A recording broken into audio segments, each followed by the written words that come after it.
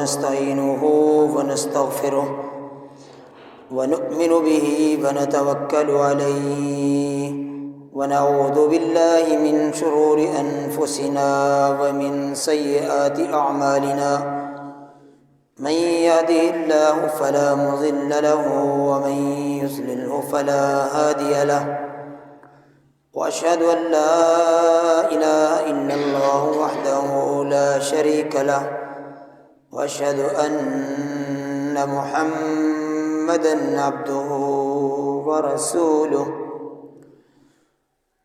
اللهم صل على محمد وعلى آل محمد كما صليت على إبراهيم وعلى آل إبراهيم إنك حميد مجيد اللهم بارك على محمد وعلى آل محمد كما باركت على إبراهيم وعلى آل إبراهيم إنك حميد مجيد رب أوزعني أن أشكر نعمي إني تبت إليك وإني من المسلمين اللهم اغفر لي ما قدمت وما أخرت وما أسررت وما أعلنت وما أسرفت وما أنت أعلم به مني أنت المقدم وأنت المؤخر لا إله إلا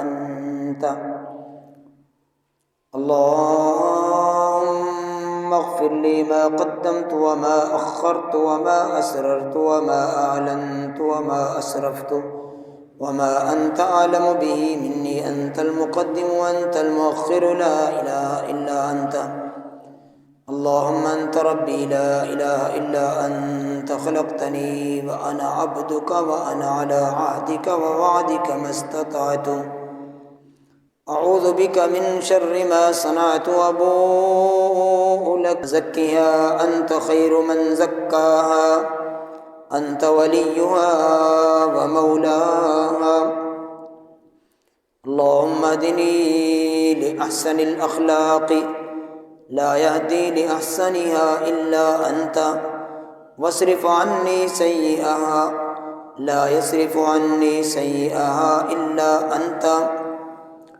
اللهم وفقنا لمحسن ولا تجعل فيه لأحد شيئا اللهم اشرح لنا صدورنا ويسر لنا أمورنا واحلل عقدة من لساني يفقه قولي اللهم إنا نعوذ بك من جهد البلاء ودرك الشقاء وسوء القضاء وشماتة الأعداء اللهم إني أعوذ بك من علم لا ينفع ومن قلب لا يخشع ومن نفس لا تشبع ومن دعاء لا يستجاب لها اللهم إني أعوذ برضاك من سخطك وبمعافاتك من عقوبتك وبك منك لا أحصي ثناء عليك أنت كما أثنيت على نفسك اللهم إني أعوذ بك أن أضل أو أضل أو أظلم أو أظلم أو أجهل أو يجهل علي أما بعد فإن خير الحديث كتاب الله وخير بسم الله الرحمن الرحيم قل إن كنتم تحبون الله فاتبعوني يحببكم الله ويغفر لكم ذنوبكم والله غفور رحيم قل أطيعوا الله والرسول فإن تولوا فإن الله لا يحب الكافرين صدق الله العظيم وبلغنا رسوله النبي الأمين الكريم ونحن على ذلك لمن الشاهدين والشاكرين والحمد لله رب العالمين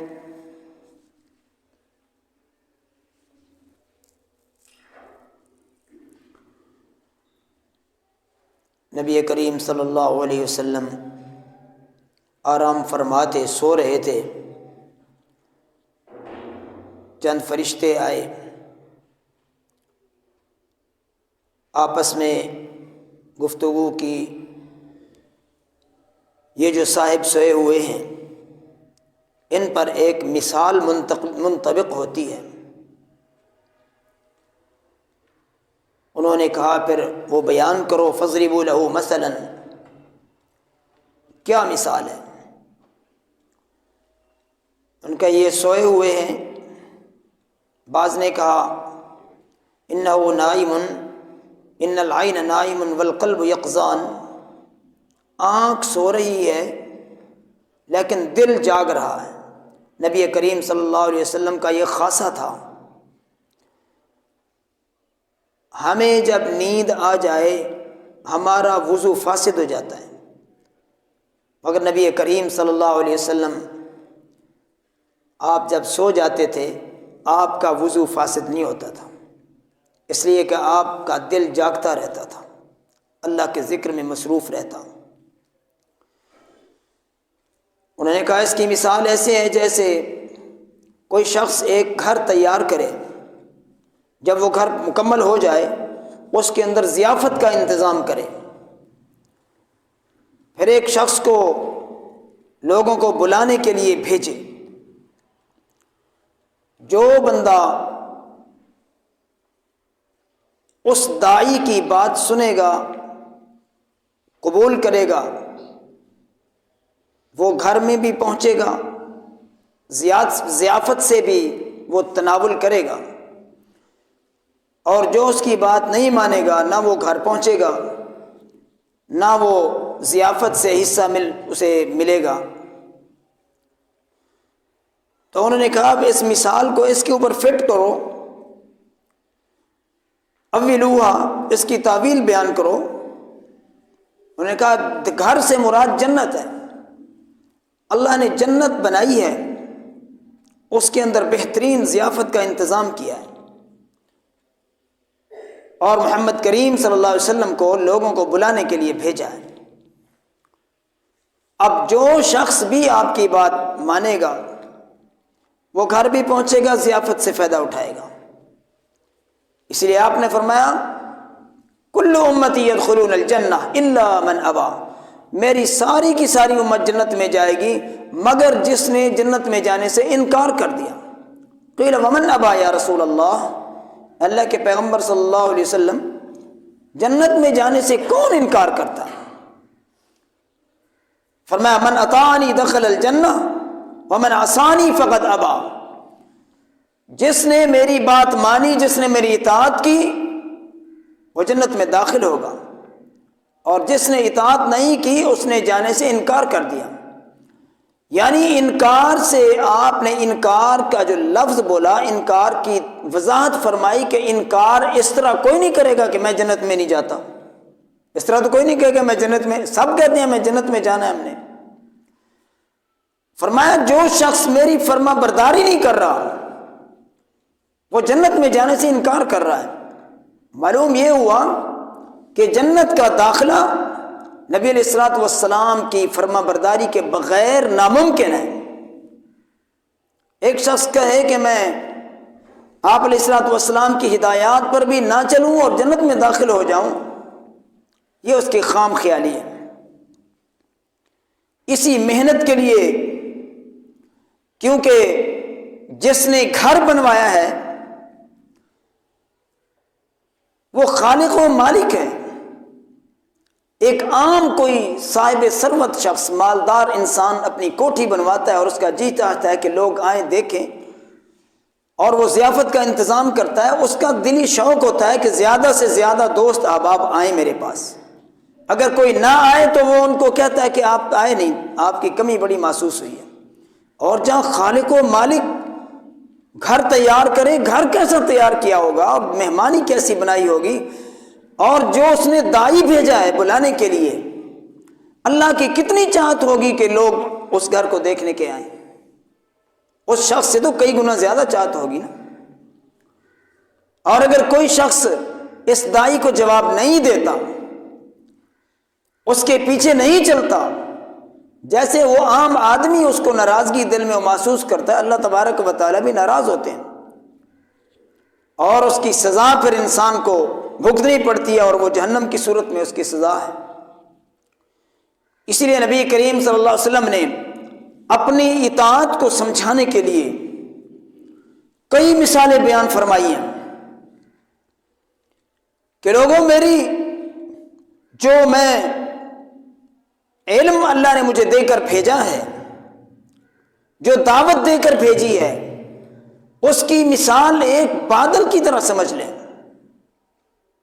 بادل جب برستا ہے تو زمین کے 3 اقسام ہوتی ہیں۔ ایک زمین زرخیز ہے، وہ بارش کو قبول کرتی ہے، وہاں کھیتی فصلیں اگتی ہیں، سرسبز و شادابی پھیل جاتی ہے۔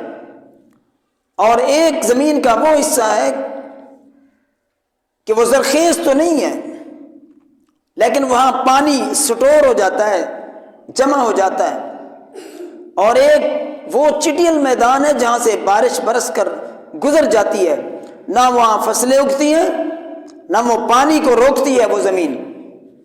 اور میں یہی مثال ہے، جس شخص نے اللہ کے نبی کی دعوت کو قبول کیا، اس پر عمل کیا، وہ اس زرخیز زمین کی طرح ہے کہ زمین خود بھی زینت اختیار کر لیتی ہے اور پوری کائنات اس زمین سے فائدہ بھی اٹھاتی ہے،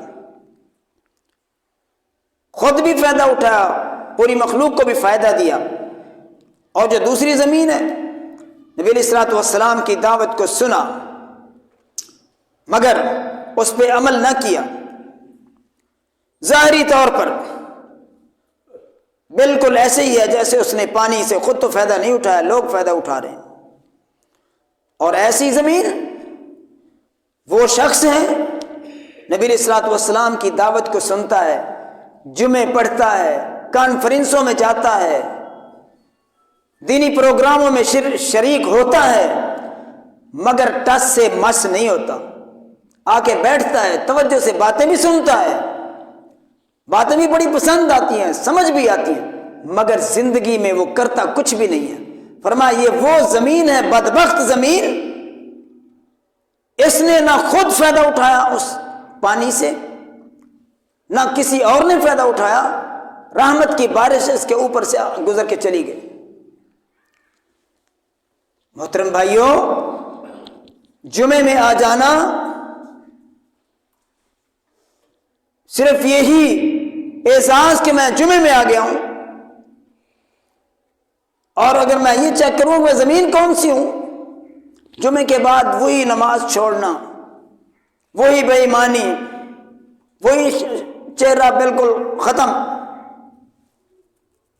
جمعے کا تو فائدہ نہ ہوا، تو نے تو جمعہ نہیں پڑھا، پروگرام میں آنے کا تیرا کوئی فائدہ نہیں۔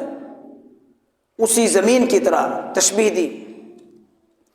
نبی کریم صلی اللہ علیہ وسلم نے جو دعوت، جو دین، جو اصول و ضوابط ہمیں پیش کیے وہ مختصر، ہلکا پھلکا دین، کوئی لمبا چوڑا نہیں۔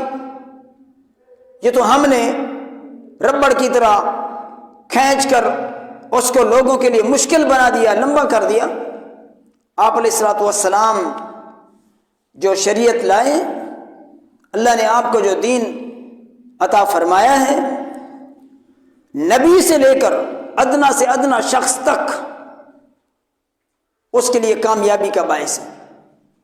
جیسے عام بندہ پابند ہے کہ اس کی پیروی، لوگ تعبیر کرتے تھے۔ تعبیر کسے کہتے ہیں؟ نر کھجور کا بور لے کر مادہ کھجور کی سپیوں میں ڈالتے تھے، اور یہ بڑا مشقت والا کام تھا۔ نبی علیہ الصلوۃ والسلام نے دیکھا اتنی بڑی محنت کر رہے ہیں یہ لوگ، فرمایا کہ اگر تم اتنی محنت نہ کرو تو کیا حرج ہے۔ نبی کریم صلی اللہ علیہ وسلم کو اپنی امت کی تکلیف بہت گراں گزرتی تھی، آپ نے وہی تکلیف دیکھ کر اپنی رائے کا اظہار فرمایا کہ جی چاہتا اگر ایسے تم نہ کرو تو کیا حرج ہے۔ انہوں نے کہا کہ اس طریقے سے پھل اچھا ہوتا ہے، آئندہ سال انہوں نے تعبیر نہ کی، نر کھجوروں کا بورا لے کر مادہ کھجوروں کی سپیوں میں نہ ڈالا۔ اس سال کیا ہوا؟ پھل بہت کم آیا۔ خدمت اقدس میں حاضر ہوئے، اللہ کے پیغمبر صلی اللہ علیہ وسلم جناب کی رائے پر عمل کیا ہے، تو اس دفعہ دیکھیں پھل تھوڑا سا ہوا ہے، پھل ہوا ہی نہیں، بہت کم پھل ہوا ہے۔ فرمایا سنو، اذا امرتکم بشیء من امر دینکم، جب بھی میں تمہیں تمہارے دین کے معاملے میں کوئی حکم دوں تم اس کے پابند ہو، اس سے ادھر ادھر نہیں ہٹ سکتے، اور جب میں تمہاری دنیا کے متعلق تمہیں کے مشورہ دوں فإنہ من رأیی، وہ میرا ایک رائے ہوتی ہے، ایک مشورہ ہوتا ہے، تمہیں جس طرح مناسب لگے تم کر سکتے ہو، لیکن دنیا کے بارے میں یہ اختیار حاصل ہے۔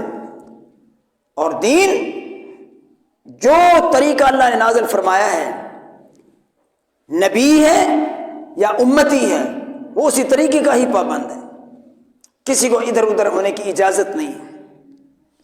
یہ کس چیز کی علامت ہے؟ اس چیز کی علامت ہے عزو علیہ بالنواجذ، نبی کریم صلی اللہ علیہ وسلم کتاب و سنت کی شکل میں آپ نے ہمیں جو دین عطا فرمایا ہے اس کو نواجذ کے ساتھ مضبوطی سے تھام لینا، اس سے ادھر ادھر نہ ہٹنا۔ ایسا دین کیا دین ہے جس کا چیک اینڈ بیلنس ہی نہ ہو، شتر بے مہار، ہر بندہ جس کے دل میں جو چاہے کیے جائے؟ نہیں، دین اسلام انتہائی منضبط اصول و ضوابط کے تحت یہ ایک مختصر اور جامع شریعت اللہ نے نازل فرمائی ہے، اور کامل ترین شریعت اللہ نے نازل فرمائی ہے، کسی شخص کو اس میں کمی بیشی کی اجازت نہیں ہے، حتیٰ کہ عبادت کی شکل میں بھی انسان کمی بیش نہیں کر سکتا۔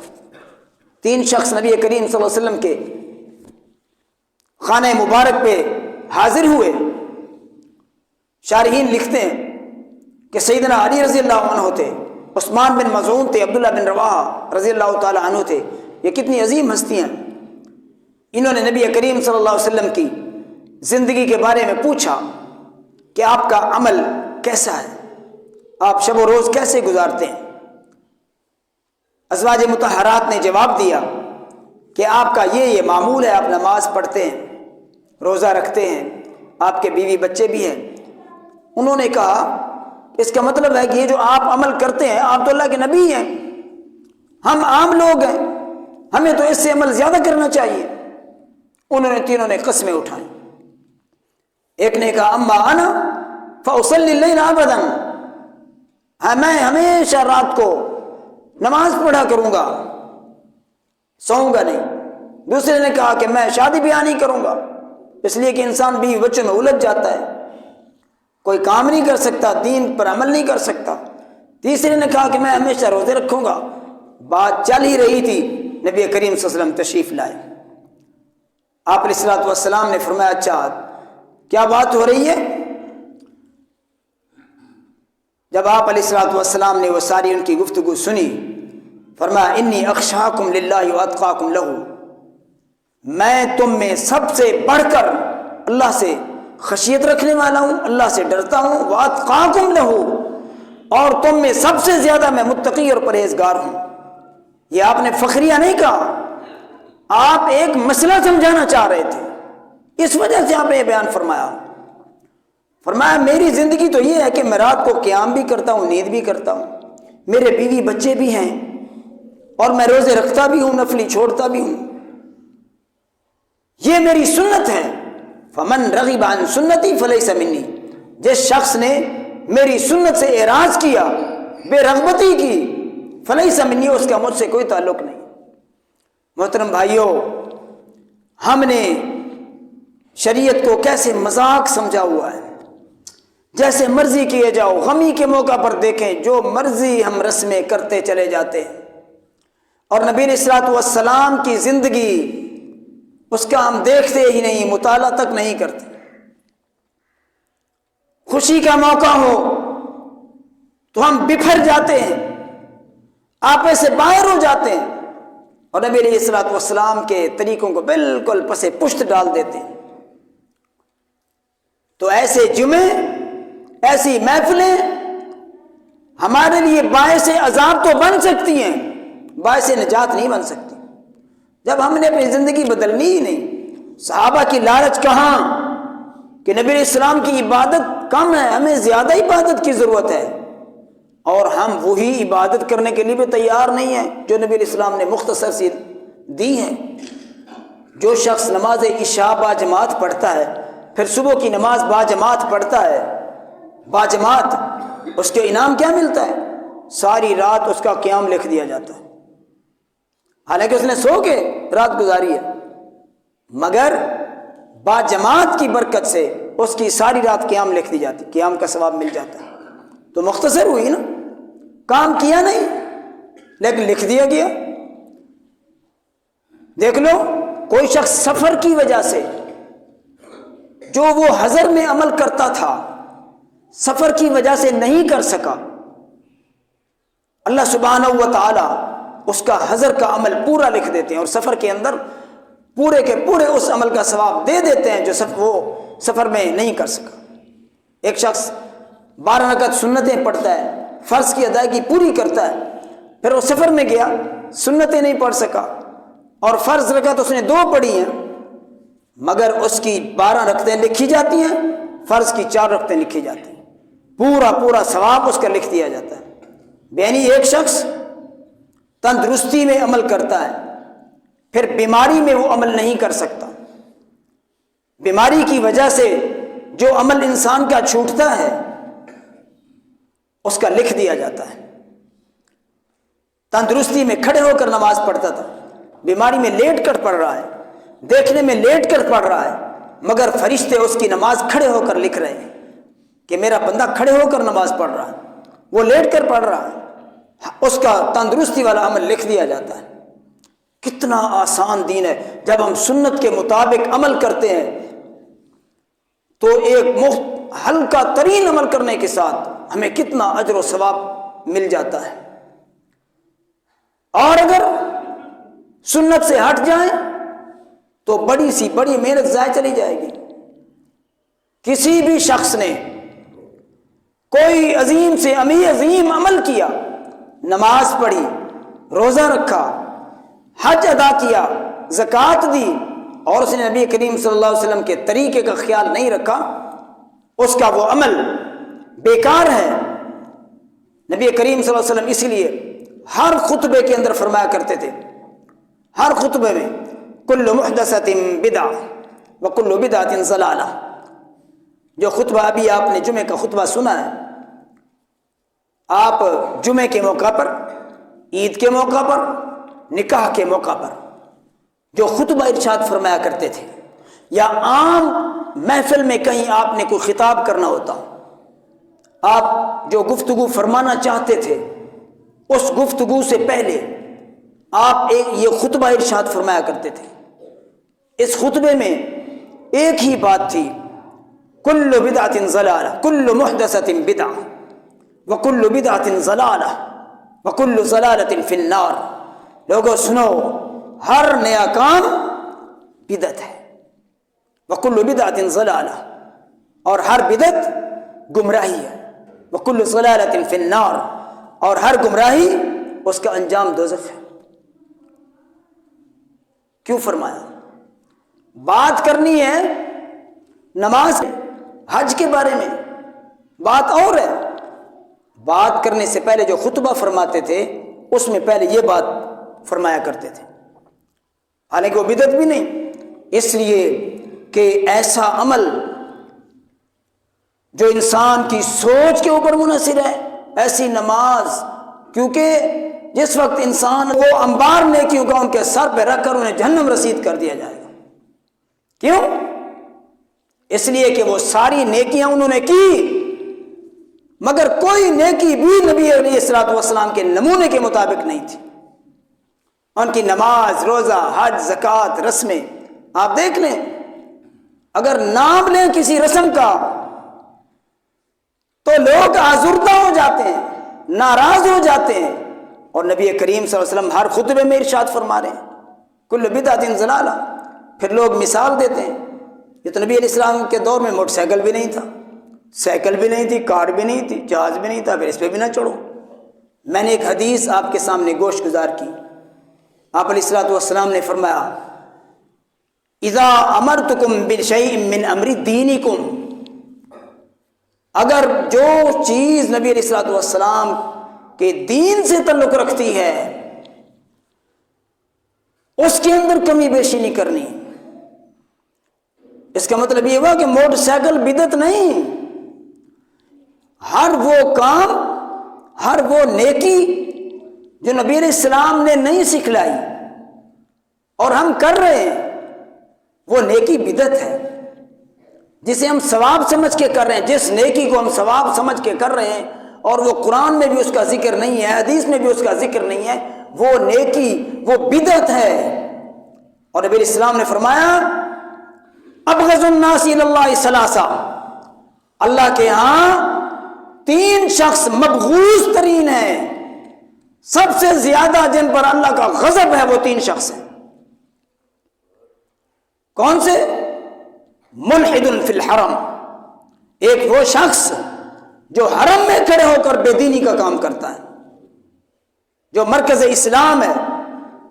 دوسرا شخص مبتغن فی الاسلام سنت الجاہلیہ، اسلام میں آنے کے بعد جاہلیت کے طور طریقے تلاش کرتا پھر رہا ہے مسلمان، طریقے جاہلیت والے چلا رہا ہے، رسم مرضی کی چلا رہا ہے مسلمان۔